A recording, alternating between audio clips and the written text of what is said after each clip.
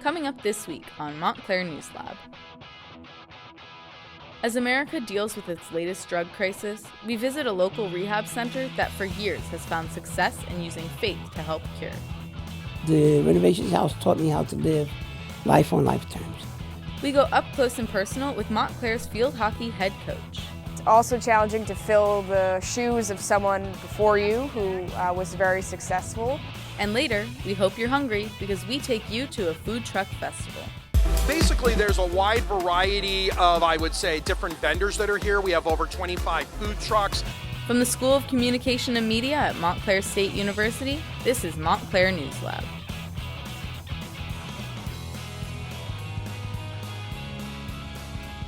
Hello and welcome to Montclair News Lab. I'm Grace Rowland. And I'm Carly Henriquez. Each week we scour campus, Montclair, and New Jersey to bring you news and stories we'll be talking about all week.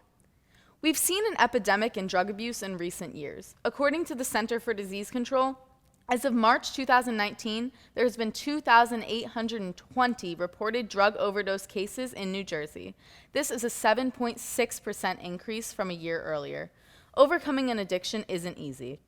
Our reporter, Teresa Gomez, takes us to Perth Amboy to introduce us to a facility that is working miracles for people with addiction. Donald Drakeford, Patterson native, is a Vietnam vet. He was in the Marine Corps when he got involved with drugs. One thing led to another, and he knew he was addicted. And I got to the point where I have lost just about everything. And when he got home, his wife left him, and he lost daily contact with his daughter. My family really didn't want nothing to do with me. I was a mess. It was when things couldn't get any worse that Donald found Renovation House, a faith-based facility. The renovations house taught me how to live life on life terms, how to live life without needing anything to alter, any mind altering or stimulant. The men enroll in a year-long program, which includes daily chapel meetings, guest speakers, one-on-one counseling, life skills, and access to GED and college programs. 44 men are treated each year. They are accepted from all New York and New Jersey counties. The staff makes a commitment to stay in touch years after the program ends to help the men remain drug and alcohol free. This program not only helps the men, but the community of Perth Amboy as well. We have a what we call Love Thy Neighbor program, which every Tuesday we feed homeless or anyone who's in need. Another grad is James Lofkin. We met when we were visiting Renovation House, but I recently spoke to him over the phone. James was in and out of prison and rehab before coming to Renovation House. But, also a lot of men's fall. I came through a lot of people that went back to their old ways, but that's common because a lot of people don't get it the first round. It took me multiple relapses and multiple prisons to finally recognize that this is the life that I want to live. As for Donald, he turned his life around and is no longer estranged from his wife and daughter.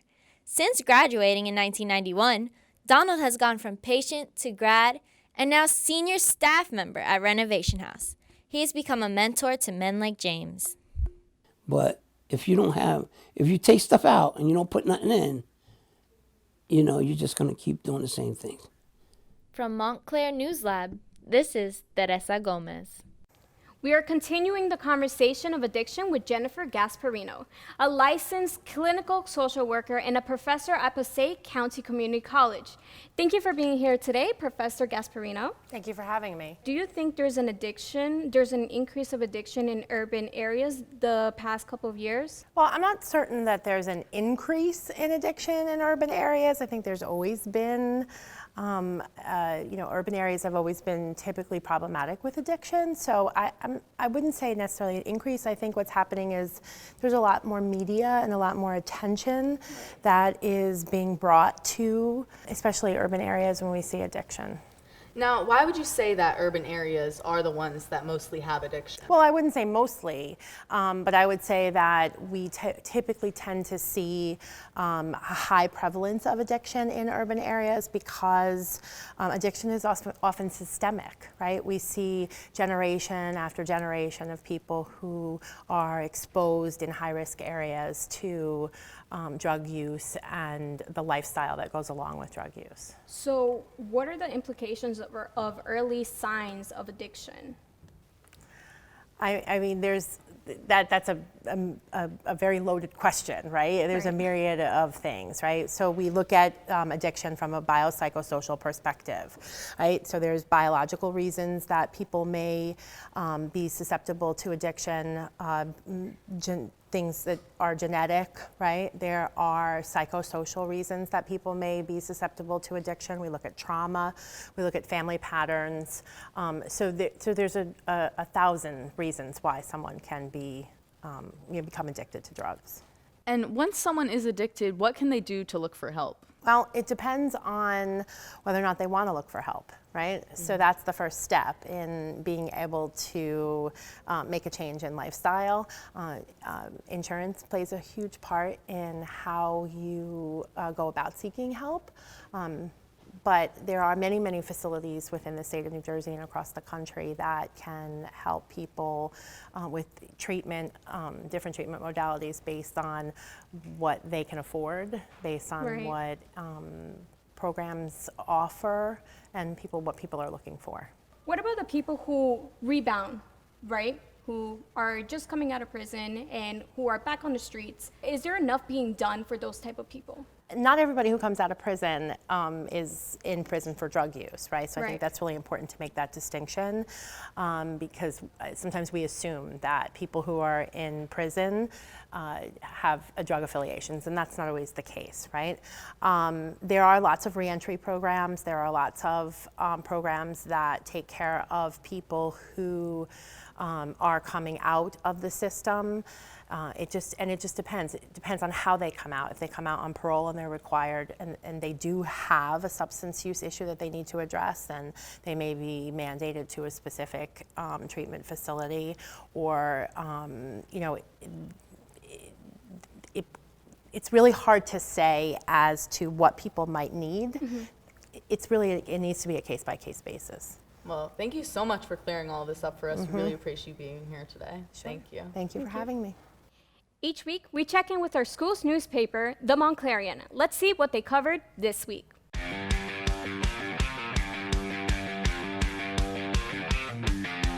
This week at the Montclarian, our top stories in the entertainment section, with a Q&A on student musician Austin Halls, who discusses the trials and tribulations of having facial paralysis from Mobius syndrome. This week's editorial is about informing students of the resources that dining services provide and how to reach out if there's a problem or if they have allergies. This week's top sports story is the football homecoming game against Christopher Newport, where they won 24-0. Make sure to pick up the new edition of the Montclarian every Thursday. A lot of hard work goes into being a student athlete, and behind every successful student athlete is a great coach. The School of Communication and Media has just started a multi-platform service called Red Hawk Spotlight. Today we have one of the show's producers, Evelyn Lavatola, to tell us more about this exciting new project. Evelyn, thank you so much for being with us here today. Happy to be here. So can you tell us, what is Red Hawk Spotlight? So Red Hawk Spotlight is a collaboration between the athletic department and the School of Communication and Media. Every week we have an athlete, a coach, we've even had the athletic director on. We do a 15-minute interview with them, and it gives us students an opportunity to practice producing, reporting, going out and getting B-roll. We each can sign up for different roles, and then we also have an opportunity to edit, practice editing, and it gives the athletic department an opportunity to highlight their players, their coaches, yeah. So what outcome do you hope to accomplish from the Red Hawk Spotlight? Well, we hope that we just get our name out there. We have a YouTube page, so we just want a lot of viewers, and just to keep growing. We're starting this thing called Red Hawk Network, so we want to collaborate Red Hawk Spotlight with that, and yeah. All right, let's take a look at one of the Red Hawk Spotlight videos. So before you became head coach, you were working as an assistant under Beth Gotten, Yes. who was very successful. Yes. Were you nervous at all to take on the role as head coach after her? Oh, definitely. I think no matter where or when you become a head coach, the transition from assistant to head coach, it's challenging. It's also challenging to fill the shoes of someone before you who was very successful. What is something that you learned as a head coach now that you wished you learned sooner? Everything is a process. Every season begins as 23 puzzle pieces on the table.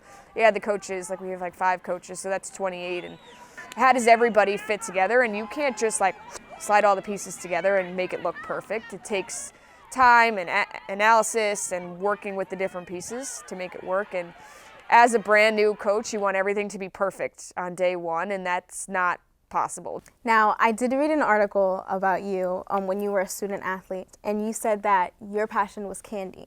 That's also a passion, yes. What is your favorite candy? You know, it's hard to pick one. I really like sour, gummy type things. You know, Haribo, that's like a European candy brand, but they have it around here. They're well known for gummy bears, but they make all kinds of like sour stuff that's terrible for your teeth. So all things in moderation. To keep up with Red Hawk Spotlight, visit their YouTube channel, Red Hawk Spotlight. New episodes are released every Thursday. All that sports talk can make you a little hungry. Who doesn't love food trucks? Our reporter Rebecca Eugene went to Yogi Berra Stadium's annual food truck festival.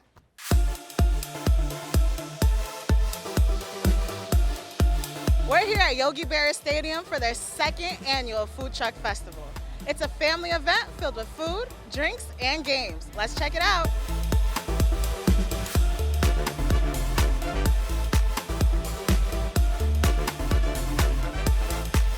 Basically, there's a wide variety of, I would say, different vendors that are here. We have over 25 food trucks.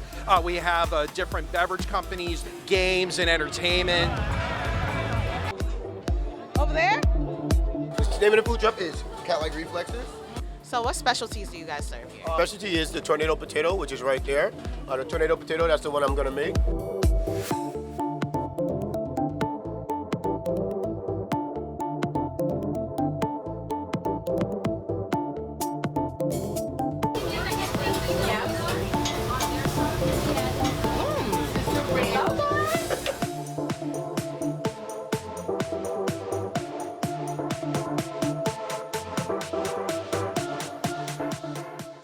We also had the Oreo fix, which was like a nice take on their, deep fried Oreos, except there was 2 double stuffed with drizzles of Hershey fudge and caramel, so it was delicious.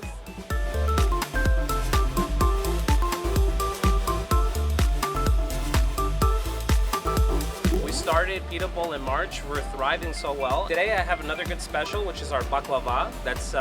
It's our staple here. Our baklava is not made in America. We get it shipped here every 15 days from Greece. We have a tip jar here today. It's a really special one for us. My girlfriend and I, we started the business together. And this summer we got engaged in Santorini in Greece. So we decided next summer we're gonna get married in Greece. So we put a tip jar on the trailer that says we're getting married and we need help.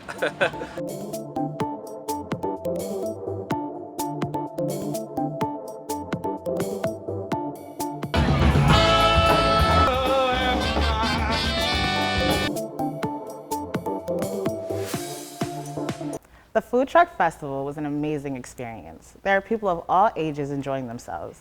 If you didn't want to eat, you were able to just hang out, listen to music, and enjoy the nice weather. Well, thank you so much, Rebecca, for covering that delicious action. No problem. Are we ready for the photo of the week? Each week, Professor Thomas Franklin sends us a photo from his photojournalism class. This week's photo comes from junior Sana Chowdhury. Oh my God, do you see the shadows on the photo? That is really beautiful. Yes. You can tell she's a really experienced dancer. Graceful, elegant, I want lessons. Love that. Beautiful. Make sure to follow us on Instagram and Facebook at Montclair News Lab. And tweet us at MSU News Lab. Also, visit our website, montclairnewslab.tv for more. Thank you for joining us today. From Montclair News Lab, I'm Carly Enriquez. I'm Grace Rowland. And I'm Rebecca Eugene. See you next time. See you guys. All right. That was great.